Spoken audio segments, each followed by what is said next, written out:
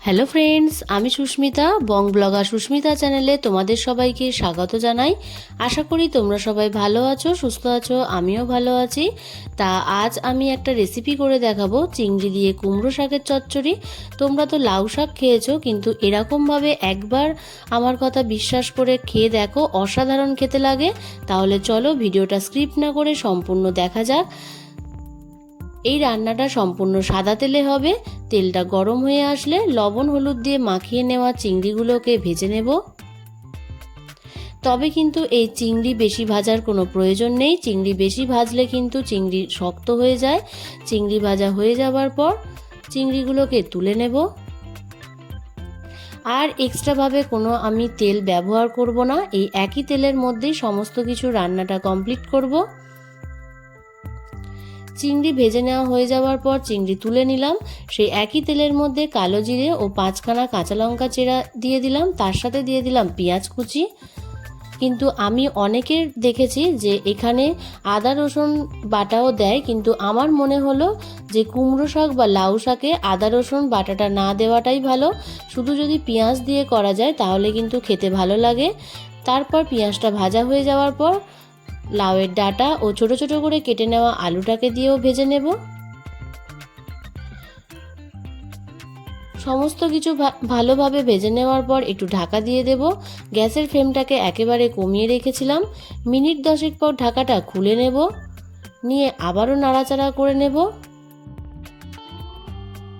সবজিগুলো ভালোভাবে ভাজা হয়ে যাবার পর এবারে এখানে কিছু মশলা অ্যাড করব। স্বাদ অনুযায়ী লবণ দিয়ে দিলাম। তারপরে দিয়ে দেব হলুদের গুঁড়ো। তরকারির রং ভালো আসার জন্য দিয়ে দেব কাশ্মীরি রেড চিলি পাউডার। এখানে কিন্তু হলুদ গুঁড়ো, কাশ্মীরি রেড চিলি পাউডার আমি সব হাফ চামচ করে দিয়েছিলাম। আর হাফ চামচেরও একটু কম ধনের গুঁড়ো অ্যাড করব। যেহেতু এটা শাকের তরকারি, সেহেতু এখানটায় জিরে গুঁড়োটা অ্যাড করলাম না। আবারও সমস্ত মশলা দিয়ে ভালোভাবে সবজিটাকে কষিয়ে নেব। অনেকক্ষণভাবে কষাবো যাতে সমস্ত মশলা ডাঁটার মধ্যেও সেই মশলাটা ঢুকে যায় আর খেতেও যেন ভালো লাগে। সবজিগুলো কষানো হয়ে যাওয়ার পর কুমড়োর পাতাগুলো দিয়ে দিলাম। কুমড়োর পাতাটা দিয়ে ভালোভাবে আবারও কষিয়ে নেব।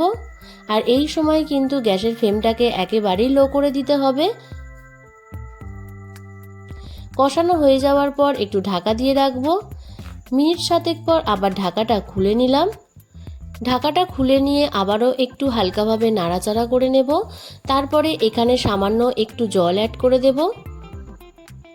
জলটা দিয়ে ভালোভাবে মিশিয়ে নেওয়ার পর একটু আবারও ঢাকা দিয়ে দেব, যাতে আলু আর ডাঁটাগুলো ভালোভাবে সিদ্ধ হয়ে আসে। এই সময় গ্যাসের ফ্লেমটাকে একেবারে মিডিয়াম ফ্লেমে রাখতে হবে। মিনিট 7 পর আবার ঢাকাটা খুলে নিলাম। সমস্ত কিছু সবজি কিন্তু সিদ্ধ হয়ে আসার পর ভেজে রাখা চিংড়িগুলো অ্যাড করে দেব। চিংড়ি দিয়ে আবারও নাড়াচাড়া করে নেব। তারপর হাফ চামচের মতন চিনি অ্যাড করে দিলাম। চিনিটা দিয়ে আবারও নাড়াচাড়া করে নেব। আর যে কোনো দেখবে শাকের তরকারিতে একটু মিষ্টি মিষ্টি হলে খেতে বেশি ভালো লাগে। তোমাদের যদি মনে হয় যে তরকারিতে একটু লবণ কম হয়েছে, তাহলে একটু টেস্ট করে নিয়ে তারপরে সামান্য একটু লবণ অ্যাড করে দেবে। তারপরে যে স্পেশালের মশলা আমি তৈরি করছি, তার জন্য গোটা জিরে, গোটা ধনে, গোটা গরম মশলা ও 4টে শুকনো লঙ্কা দিয়ে ভালোভাবে ড্রাই রোস্ট করে নেব। এই মশলাটার জন্যই কিন্তু কুমড়ো শাকটা খেতে অনেকটাই টেস্টি হয়। তোমরা তো অনেক রকমভাবে খেয়ে দেখেছো, কিন্তু আমার মতন করে একবার খেয়ে দেখো, আমি গ্যারান্টি দিয়ে বলছি অসাধারণ খেতে লাগে।